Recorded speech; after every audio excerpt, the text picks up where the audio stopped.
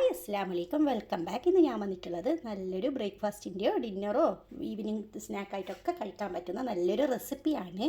അധികം ഓയിലൊന്നും ഇല്ലാതെ നല്ലൊരു റെസിപ്പി ആയിട്ടാണ് വന്നിട്ടുള്ളത്. ഇവിടെ നല്ല സോഫ്റ്റ് ആയിട്ടുള്ള ഒരു റെസിപ്പിയാണ്. കറിയുടെ ആവശ്യമൊന്നുമില്ല, പെട്ടെന്ന് തന്നെ നമുക്ക് ബ്രേക്ക്ഫാസ്റ്റ് ആയിട്ടോ കുട്ടികൾക്ക് ഇത് സ്കൂൾ തുറന്ന് സ്കൂളിലേക്ക് കൊടുത്തു വിടാനൊക്കെ നല്ലൊരു റെസിപ്പിയാണ്. അപ്പോൾ എന്താണെന്ന് നമുക്ക് കണ്ടു നോക്കാം.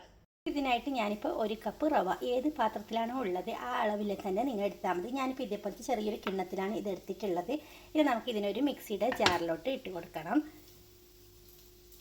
ഇനി നമുക്ക് ആവശ്യമുള്ളത് അധികം ഇൻഗ്രീഡിയൻസ് ഒന്നും ഇല്ല, ഒന്നോ രണ്ടോ ചേരുവകൾ എപ്പോഴും വീട്ടിൽ കാണുന്ന ഇൻഗ്രീഡിയൻസ് മാത്രമാണ് ഞാനിപ്പോൾ ഇത് ഉപയോഗിക്കുന്നുള്ളത്. നിങ്ങൾക്ക് പെട്ടെന്ന് തന്നെ ബ്രേക്ക്ഫാസ്റ്റ് റെഡിയാക്കാൻ പറ്റും. നമുക്ക് ഇതിലോട്ട് ആവശ്യമുള്ളത് അരക്കപ്പ് തൈരാണ്. ഇപ്പോൾ ഞാൻ ഏത് പാത്രത്തിലാണ് എടുത്തിട്ടുള്ളത് അതിൻ്റെ നേരെ പകുതി എടുത്താൽ മതി. നിങ്ങൾ തൈര് റവയുടെ നേരെ പകുതി അത് ഒഴിച്ച് കൊടുത്തതിന് ശേഷം നമുക്കിതിലോട്ട് ഇനി നമുക്കിത് അരക്കാനുള്ള വെള്ളവും കൂടി ചേർക്കണം. അതായത് അരക്കപ്പ് തന്നെ വെള്ളവും കൂടി ചേർത്ത് കൊടുക്കാം. ഇതേ പാത്രത്തിലാണ് ഞാനിപ്പോൾ വെള്ളം ഒഴിച്ചിട്ടുള്ളത്. ഇത് നല്ലവണ്ണം ഇതൊന്ന് അരച്ച് വരാം. ഇപ്പോൾ ഞാൻ അരച്ച് വന്നിട്ടുണ്ട്. ഇതൊരു പ്ലേറ്റിലോട്ട് ഒരു പാത്രത്തിലോട്ടോ മാറ്റി കൊടുക്കാം. ഇത് നല്ലവണ്ണം ഇത് വടിച്ചെടുത്തിട്ട് ഇതിലോട്ട് ഒഴിച്ച് കൊടുക്കാം. മിക്സിയുടെ ജാറിലോട്ട് ഒരു ടേബിൾ സ്പൂൺ വെള്ളം ഒഴിച്ചിട്ടുണ്ടായിരുന്നു. അതിൻ്റെ എല്ലാം ഇതിലേക്ക് കിട്ടാൻ വേണ്ടിയിട്ട് അതും ഒഴിച്ചിട്ട് നല്ലവണ്ണം ഒന്ന് മിക്സാക്കി കൊടുക്കാം. ഇനി നമുക്ക് ഇതിലോട്ട് ഉപ്പ് ചേർത്ത് കൊടുക്കാം. നിങ്ങളുടെ ടേസ്റ്റിനനുസരിച്ചിട്ടുള്ള ഉപ്പ് ചേർക്കാം. അതോടൊപ്പം തന്നെ നല്ല ടേസ്റ്റ് ബാലൻസിന് വേണ്ടിയിട്ട് ഒരു 1/4 ടീസ്പൂൺ താഴെ പഞ്ചസാര ചേർക്കാം. ഇത് ചേർക്കണം നിർബന്ധമില്ല, ഇത് ചേർത്താൽ നല്ലൊരു ടേസ്റ്റാണ്. അതും കൂടി മിക്സാക്കിയതിന് ശേഷം പിന്നെ നമ്മുടെ വീട്ടിലെല്ലാം കാണുന്നുണ്ടല്ലോ ചെറിയ ജീരകം, അതായത് നല്ല ജീരകം 1/4 ടീസ്പൂണിന് താഴെ, ഇത്രയും കുറച്ചാണ് ഞാൻ ചേർക്കുന്നത്. അതിട്ട് കൊടുക്കാം. വീണ്ടും ഒന്ന് മിക്സാക്കി കൊടുക്കണം. എന്നിട്ട് നമുക്ക് ഇതിന് ഒരു 10 മിനിറ്റ് റെസ്റ്റ് ചെയ്യാൻ വെക്കണം. അപ്പോഴേക്കും ഈ റവയ്ക്ക് നല്ല സോഫ്റ്റായിട്ട് കിട്ടാൻ വേണ്ടിയിട്ടാണ് ഇങ്ങനെ പറയുന്നത്. 10 മിനിറ്റ് റെസ്റ്റ് ചെയ്ത് വെക്കാം. അതിനുശേഷം നമുക്കിതിനെ ഉണ്ടാക്കി തുടങ്ങാം. അതിന് മുന്നായിട്ട് 1 ടീസ്പൂൺ മാത്രം ഓയിൽ ഒഴിച്ച് കൊടുക്കാം. എന്നിട്ട് നമുക്കിതിനെ മൂടി വെച്ചിട്ട് റെസ്റ്റ് ചെയ്തെടുക്കാം കേട്ടോ. ഞാൻ ഓയിലിൻ്റെ കാര്യം മറന്നു പോയതാണ്. അപ്പോൾ നല്ല സോഫ്റ്റായിട്ട് കിട്ടാനും നല്ലൊരു ടേസ്റ്റിന് വേണ്ടിയിട്ടാണ് 1 ടീസ്പൂൺ മാത്രമാണ് ഞാനിപ്പോൾ ഇതിലേക്ക് വെളിച്ചെണ്ണ ഒഴിച്ച് കൊടുത്തിട്ടുള്ളത്. ഇത്രയും മതി. നമുക്കൊരു 10 മിനിറ്റ് കഴിഞ്ഞിട്ട് കാണാം. അങ്ങനെ ഇപ്പോൾ ഇതാ 10 മിനിറ്റ് കഴിഞ്ഞിട്ടുണ്ട്. റവയൊക്കെ നല്ലവണ്ണം സോഫ്റ്റായി വന്നിട്ടുണ്ട്.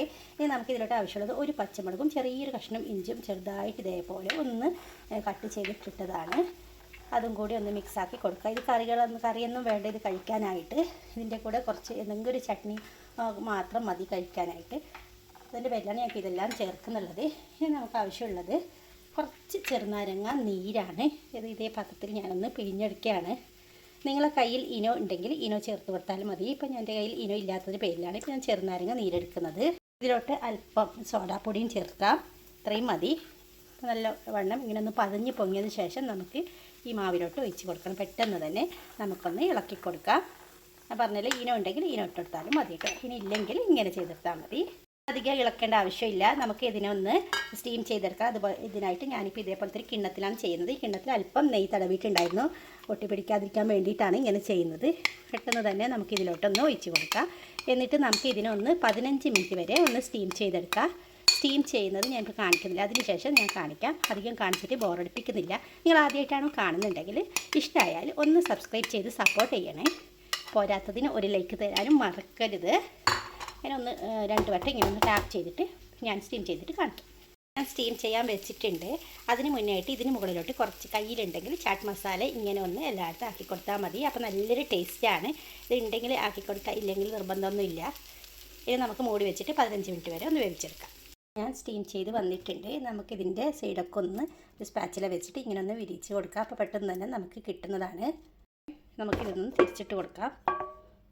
ഉണ്ടല്ലോ, നല്ല രീതിയിൽ തന്നെ കിട്ടിയിട്ടുണ്ട്. ഇനി നമുക്കിതിനൊന്ന് കട്ട് ചെയ്തെടുക്കണം.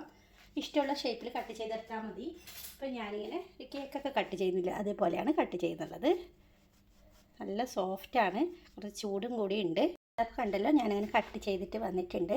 നല്ല സോഫ്റ്റാണ്. ഇനി നമുക്ക് ഇങ്ങനെ തന്നെ കഴിക്കാം. അല്ലാതെ ഞാനിപ്പോൾ വേറൊന്നും കൂടി ചെയ്യുന്നുണ്ട്. ഇത് നിങ്ങൾക്ക് ഇഷ്ടമുണ്ടെങ്കിൽ ചെയ്തെടുത്താൽ മതി. പാനിലോട്ട് അല്പം 1 ടീസ്പൂൺ മാത്രം വെളിച്ചെണ്ണ എടുത്തിട്ട് ചൂടാക്കിയിട്ടുണ്ട്. ഇനി നമുക്ക് ഇതെല്ലാം ഇതിലോട്ട് വെച്ച് കൊടുത്തിട്ട് നല്ലവണ്ണം 2 സൈഡും ഒന്ന് ഗോൾഡൻ കളർ ആവുന്നവരെ ഫ്രൈ ചെയ്തെടുക്കാം. അപ്പോഴേക്കും കുറച്ചും കൂടി ടേസ്റ്റ് ഉണ്ടാകാം. നിങ്ങൾക്കിത് വേണമെങ്കിൽ മാത്രം ചെയ്തെടുത്താൽ മതി. അങ്ങനെ 2 സൈഡും തിരിച്ച് മറിച്ച് വിട്ടിട്ട് നമുക്കൊന്ന് ഫ്രൈ ചെയ്തിട്ട് എടുക്കാം. ഇത്രയും ഓയിൽ മാത്രം മതി, കൂടുതൽ ഓയിലൊന്നും വേണ്ട. അപ്പോൾ കണ്ടല്ലോ ഞാൻ അങ്ങനെ ഫ്രൈ ചെയ്ത് വന്നിട്ടുണ്ട്.